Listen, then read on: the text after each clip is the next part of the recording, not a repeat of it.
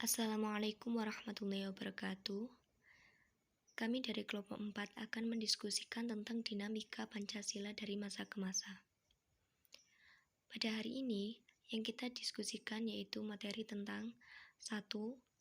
Kronologi sejarah kebangsaan Indonesia. Yang kedua, yaitu Pancasila pada masa Orde Lama. Yang ketiga, yaitu Pancasila pada masa Orde Baru.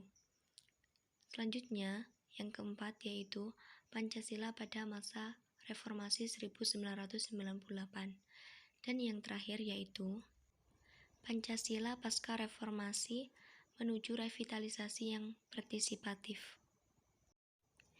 Kita memasuki materi yang pertama, yaitu kronologi sejarah kebangsaan Indonesia. Pada tanggal 1 Maret 1945, dibentuklah BPUPKI atau dalam bahasa Jepang disebut Dokuritsu Jonbi Kosakai. Badan ini diresmikan pada 29 April 1945 dan diketuai oleh Rajiman Weddiodiningrat. Sebagai persiapan, BPUPKI melakukan 2 kali sidang. Sidang yang pertama dilakukan pada 29 Mei 1 hingga 1 Juni 1945. Sidang ini bertujuan untuk menentukan rumusan dasar negara. Pada 1 Juni 1945, terpilihlah rumusan dasar negara yang diajukan oleh Soekarno yang kelak kita kenal sebagai Pancasila. Pada tanggal 22 Juni 1945, dibentuklah Panitia 9 yang bertugas mematangkan rumusan dasar negara. Sidang kedua dilakukan pada 10 hingga 14 Juli 1945 dan menghasilkan Undang-Undang Dasar lengkap dengan pembukaannya. Pada tanggal 7 Agustus, BPUPKI dibubarkan oleh pemerintah Jepang karena dianggap sudah menyelesaikan tugasnya. Pada tanggal 12 Agustus, dibentuklah PPKI. Panitia ini diketuai oleh Soekarno dan beranggotakan 21 orang. Tugas PPKI adalah untuk melanjutkan tugas-tugas organisasi sebelumnya.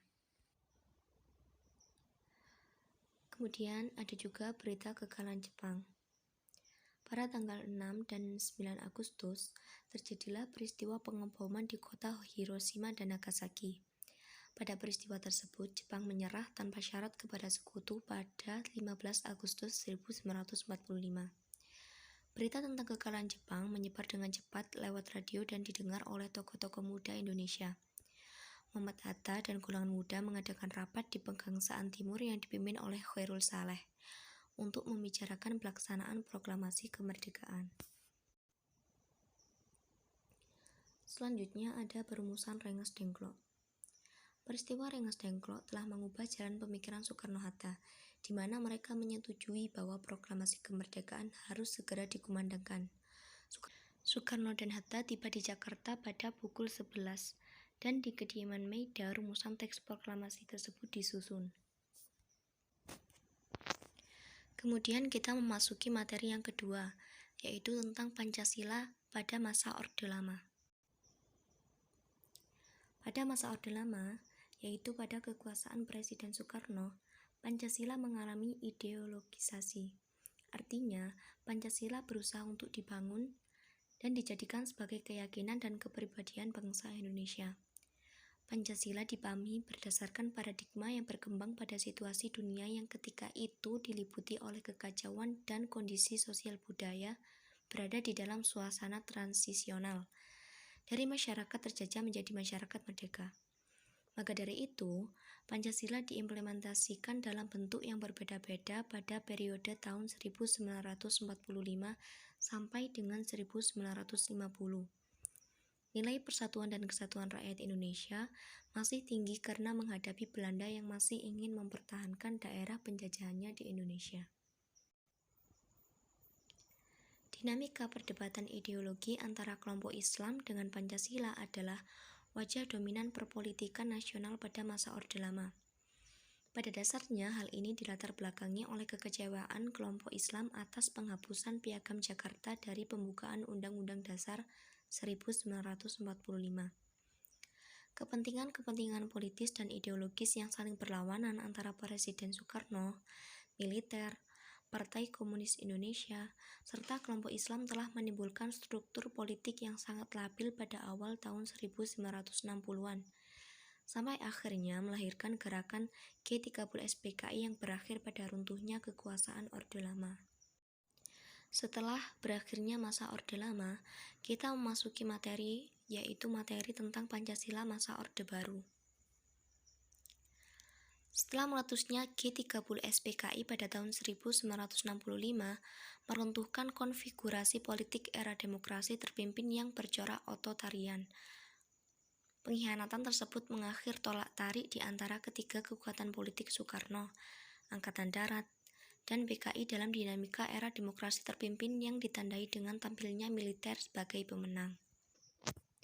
Penyelewengan lainnya yang sangat buruk dan menyimpang dari nilai-nilai luhur Pancasila adalah bahwa Presiden Soeharto melanggengkan korupsi, kolusi, dan nepotisme, sehingga pada masa ini dikenal sebagai rezim terkorup di Indonesia.